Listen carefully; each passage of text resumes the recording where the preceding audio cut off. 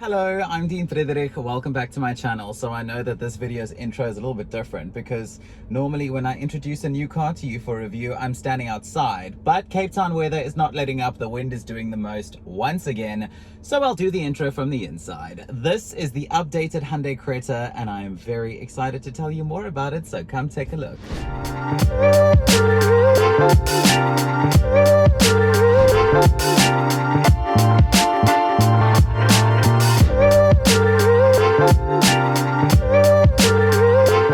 So in terms of what the updated Creta looks like, I think it looks awesome. I mean, it's giving me massive like baby Tucson vibes, which I am not upset about at all because I think that the latest Hyundai Tucson definitely looks the part. And the fact that Hyundai has now updated the Creta to also take on part of that look, I think it makes sense. I mean, so many brands these days, they all have like a general universal identity about them. So why not let Hyundai do the same thing and start having their SUVs all have some or other like signature look? So the look of the updated Creta to me is absolutely spot on. It's striking, it's edgy, it's like hard on the eye for the right reasons, and so is this color as well of this press car. This is called Galaxy Blue, this press car that I'm driving, and whether or not I like this blue has absolutely nothing to do with the fact that my personal car is blue. It's got nothing to do with that. But I think that from the outside this model looks really cool. I'm driving the Executive, which is the top of the range. You get two models, the Premium and the Executive. Mechanically they're identical, but there are some looks and features and things that separate them from one another. And you might have seen on some of the other shots things like the two-tone alloy wheels, some extra chrome bits and bobs and stuff like that. So aesthetically there are some differences between the two models.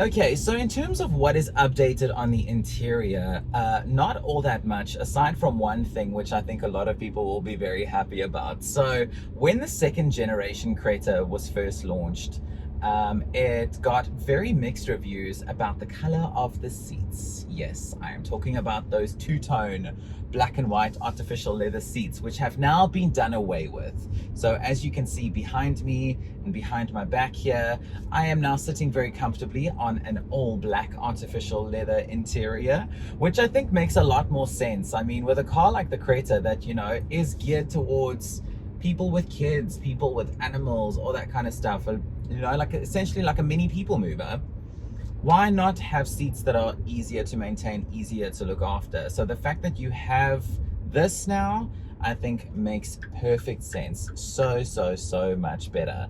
Other than that, I can't really spot all that many interior changes, but I'm sure that the new seat color is still very much welcomed either way.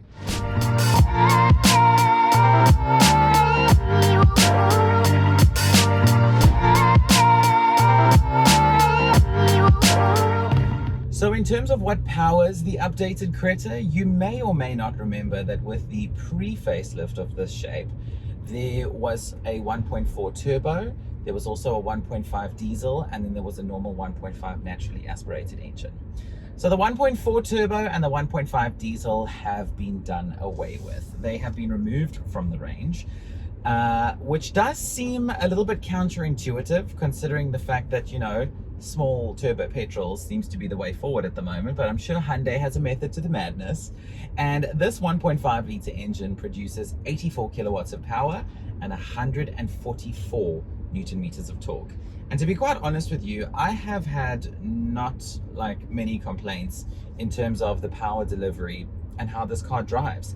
Power delivery feels okay, it's fine around town, it's been fine on the highway. I've driven so far in a mixture of urban roads and highway driving, and honestly, I don't really have any complaints. Something else I've also really enjoyed about this car so far, mechanically, is the IVT transmission.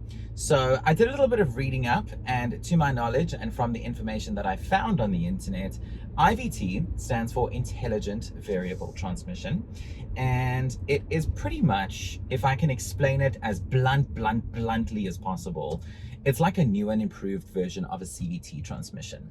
And I am one of the people who don't really mind CVTs all that much, but I do know that there are a lot of people who really don't like them. So the fact that that technology has been improved with the updated Creta, I'm sure will be a very welcome change as well. It's been a really nice box to drive with, I'm not gonna lie. I've really thoroughly enjoyed it. Come, sir, you can go. There we go. See, I've got good road manners. But yeah, it's been an absolute pleasure to drive. You do have the option of a manual with the updated Creta, but only on the lower trim level, the premium.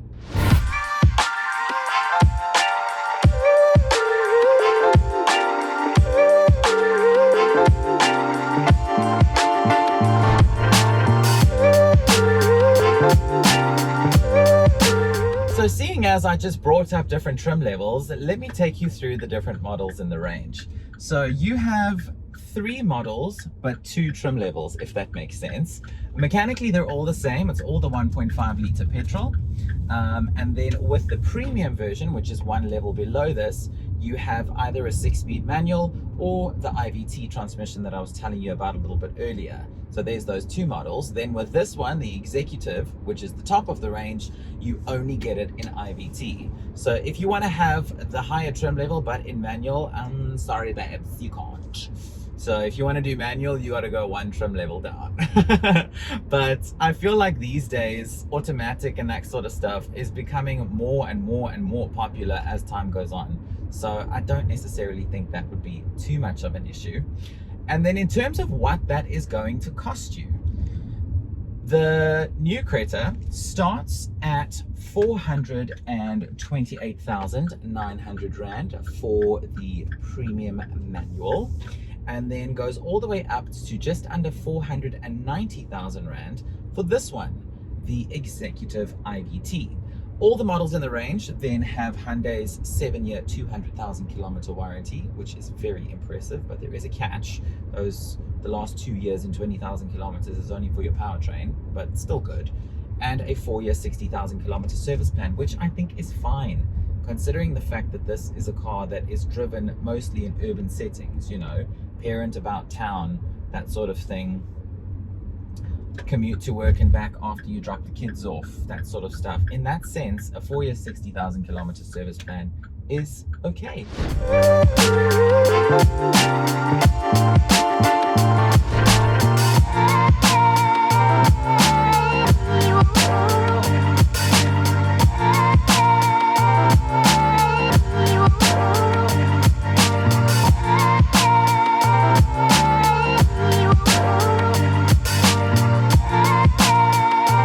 Okay, so I've been driving the updated Creta now for the last couple of days, and there are a couple of things that have really stood out to me in a really good way. This car has a good couple of feathers in its cap.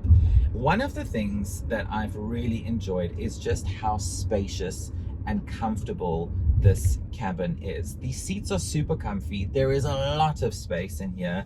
There is a lot of boot space as well. I mean, you've got a total of 433 liters of boot space in the back of the updated Creta, which I think is really good. I mean, as I was mentioning earlier, if you are a parent or if you're going to go on a holiday or a weekend away or whatnot, you've got more than enough packing space.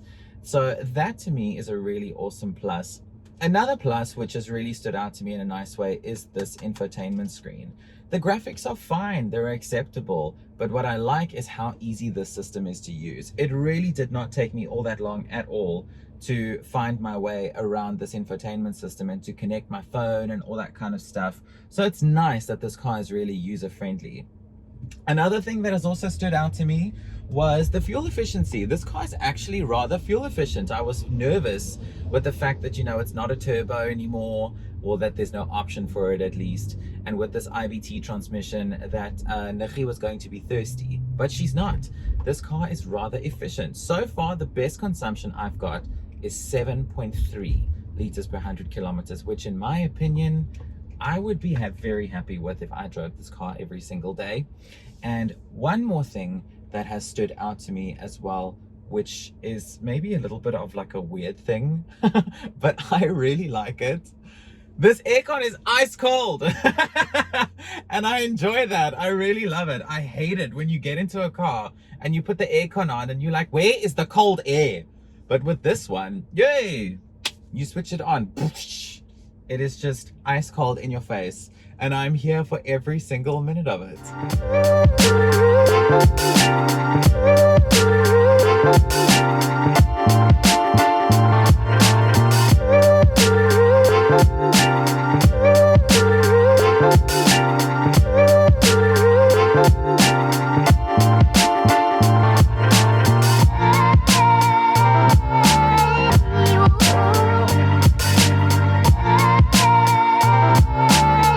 So even though there are things about this car that I have thoroughly enjoyed over the last few days, there are some things that have let me down.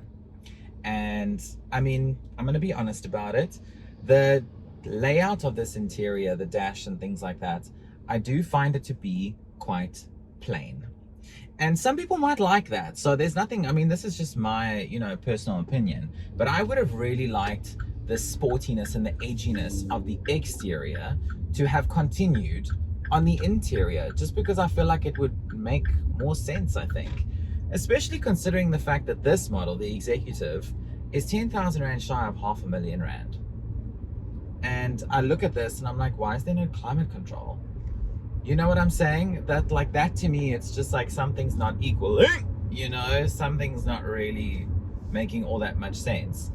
And something else as well, another thing that has let me down a little bit, and this might also be another small thing, and I could be nitpicking, but I also feel like that's my job to do that in these videos, is that why is there no cover in the boot?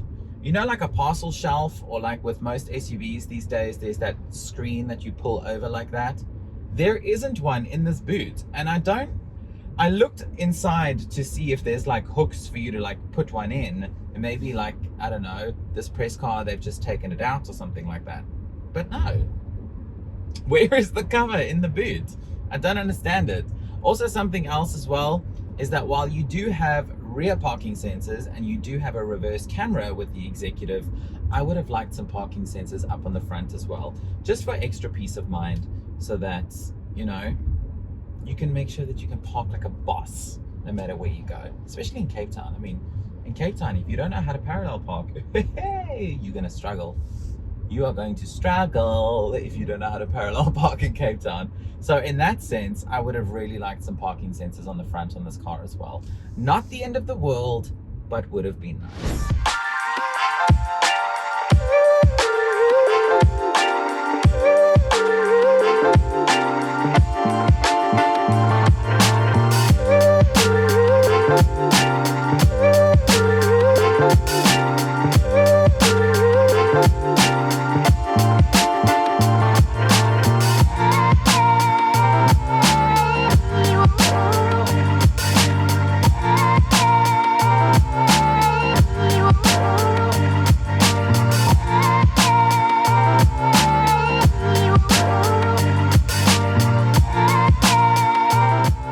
So I think the question that a lot of people ask themselves when you are looking in a segment like this, because it is a segment that is so congested, you know, I mean, every single brand has got something to offer in this compact SUV segment. Just direct competition to this alone, you are then going to look at Kia Seltos, you're going to look at Haval Jolion, you're going to look at, I would even look at something like VW T-Cross, maybe even like a very basic level T-Rock as well, because of pricing, all that sort of stuff. And I mean, there are so many options. I am barely scratching the surface with options in this segment. And whether or not the Creta is something that you should look at over and above that, I think that, to me, this car's positives are its looks. It looks freaking awesome. It drives very smoothly. It's surprisingly efficient. And I really like the warranty as well. I think that the 7-year, 200,000 kilometer warranty, that's also very nice to know that you've got that peace of mind for a long time. So if you are somebody who is looking in this segment, I would say those are the things that I think would make you want to put the Creta on your list. And whether or not you agree, I'd love to know in the comments down below. But thank you so much for watching. My name is Dean Friederich. I hope that I've answered any questions you might have about the Hyundai Creta. If there is something you still want to know that I haven't answered, comment down below and I'll get back to you. Please don't forget to follow me on all my social media, like this video, comment, subscribe, and I will see you in my next one. Bye.